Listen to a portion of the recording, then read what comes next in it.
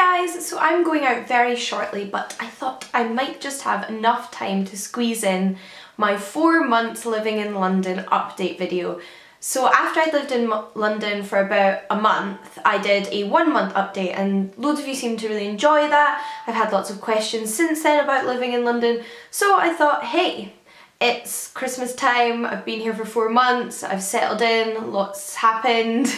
Why not do a 4 month update? I'm sure most of you are already familiar with my moving to London story, I guess. But briefly, for those of you that aren't, I'll catch you up. But if you want to hear about that in more detail, I have both an announcement video and my 1 month update, which I'll link down below. But back in January of 2016, I started doing a PhD at a London-based university, the University of Roehampton. I started on a part-time basis from a distance whilst I was still living in Edinburgh.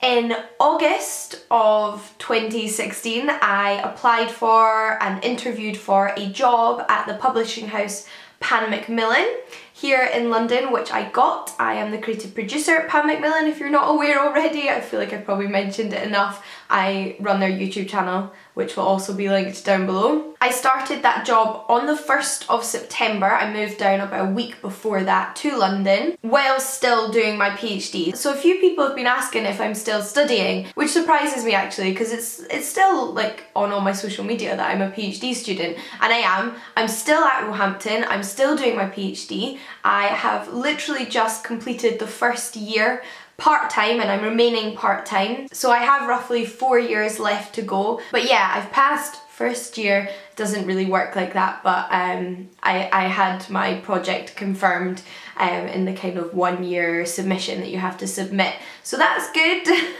I only work at Pan Macmillan 4 days of the week and then I use the rest of my time to study. Obviously with the occasional socialising thrown in there. But that's basically what I'm doing in London. How is all of that going? Well, one of the biggest changes since I last updated you on my move to London is pretty obvious from the backdrops of my most recent videos, and that is that I have a flat here in London. At the end of October, beginning of November, I found a flat. We took it very quickly and moved in within like the space of a week, and I am living with one of my good friends who I know from my undergraduate degree in Edinburgh.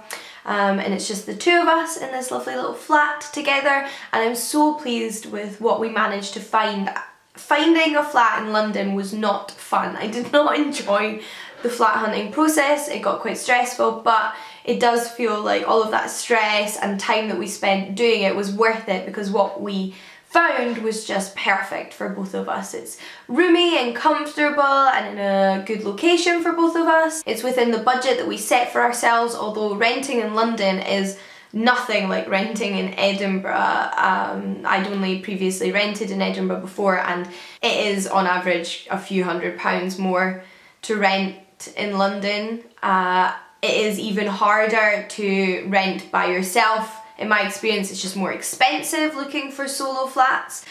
Somebody had asked me about whether I lived with other people, and to be fair, even if I'd wanted to live by myself, I don't think I could have afforded it. But I'm really happy to be living with my friends, so no complaints here. And I'm also really lucky that I knew somebody who was also looking for a flat. If you'd like a video on sort of flat hunting in general and maybe some tips and advice based on both London and Edinburgh, I'd be happy to maybe do something like that in the future if it's something you would be interested in. In fact, I think I can hear my flatmate coming in now. She's a very good flatmate. She even offered to pick me up sanitary towels, and you know that's a good flatmate. Hey! Okay, I'm back. Right, so what else did you ask me? I will check my phone so I make sure to cover things that people care about. On the job front, I'm really enjoying my job. I work with lovely, lovely people, which I think makes a world of difference, is your colleagues and the people you work with. And the people I work with are absolutely fantastic, and I'm really enjoying my job. It can be quite stressful trying to balance both a PhD and a social life and a YouTube channel and a job, but after living in Edinburgh for such a long time and for like that year before I moved down here being quite empty, most of my friends had moved out of Edinburgh. I didn't start my PhD till the beginning of the year, and then PhD studying is quite a lonely thing to be doing, especially when you're not at your university, when you're in a different city from your university. I am just so grateful to be so busy and have so much stuff going on in my life that a little bit of stress is actually a lot better. Like during my masters I was quite unhappy, and so the busyness is only a good thing in my opinion. It seems like everybody wants to know what the differences between Edinburgh and London are and what I miss about Edinburgh. So I love London. Moving here was completely the right decision for me. I loved London before I moved. Obviously it's difficult to know whether you'll enjoy living somewhere, but I do.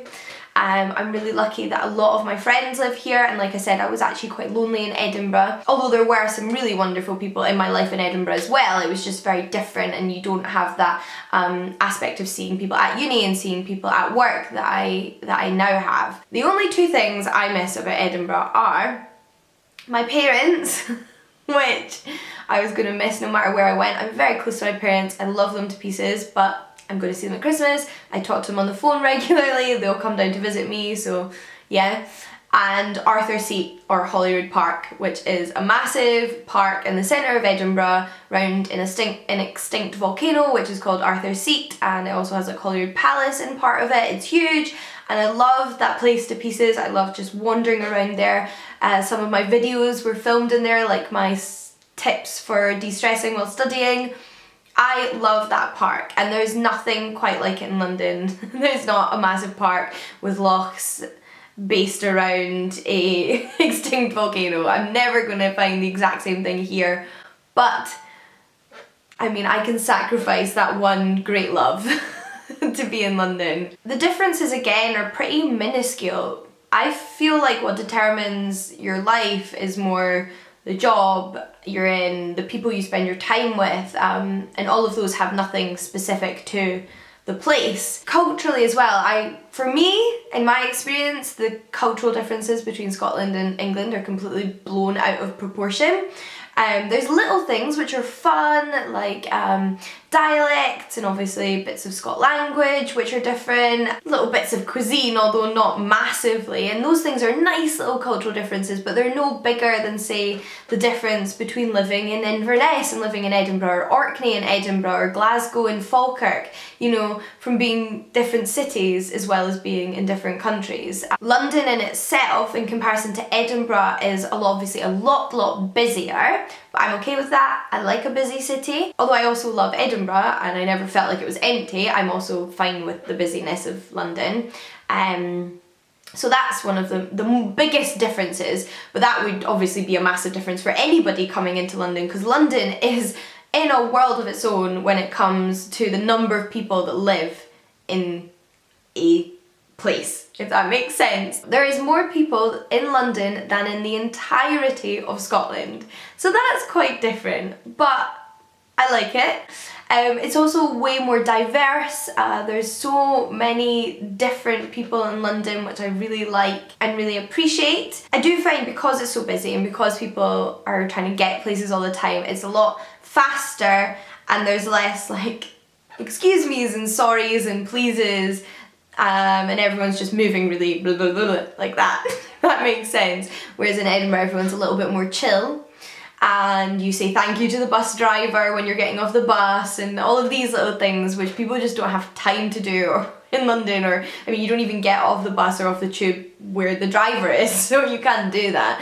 Expensive wise, London is very expensive. In terms of, like I said, renting, it's very expensive, but in terms of things like food, you can find really cheap restaurants, more local places rather than big expensive places, so you can live on a budget in terms of eating and sort of meeting up with your friends. That you can do quite cheaply. Travel gets quite pricey if you travel a lot by train and bus in comparison to somewhere like Edinburgh, but that's because it's a lot bigger and you're going much greater distances.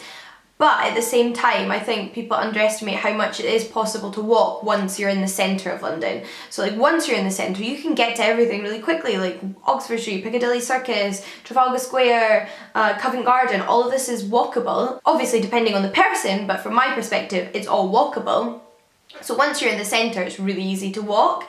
and that's something in Edinburgh I walked pretty much everywhere, which I can't do quite as much in London, but I think you can walk in London more than people realise you can. So those are the main expenses really, aren't they? Rent and travel. But also coming from Edinburgh, I'm pretty sure Edinburgh is the second most expensive city in the UK. It's definitely the most expensive city in Scotland, so it wasn't like I was coming from somewhere where you could rent for £200 a month, travel for like £3 a week or something. So for me it wasn't the biggest jump, but it still took me aback a little bit. You have to readjust your budgeting in London, but it is doable as long as you're able to afford your rent. On organising my time between studying and work, I might do a separate video on that. Obviously, like I mentioned, I work 4 days a week, so I have 3 full days that I can study in. I also sometimes study in the evening or in the morning. If I'm in the right headspace, I work better in the morning, so would rather get up at say like 5:30 in the morning,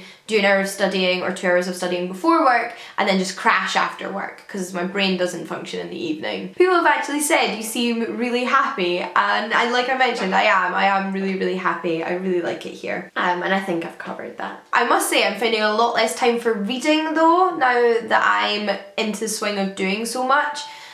It's just so hard to find the time to read. I find it much easier at the moment to listen to audiobooks.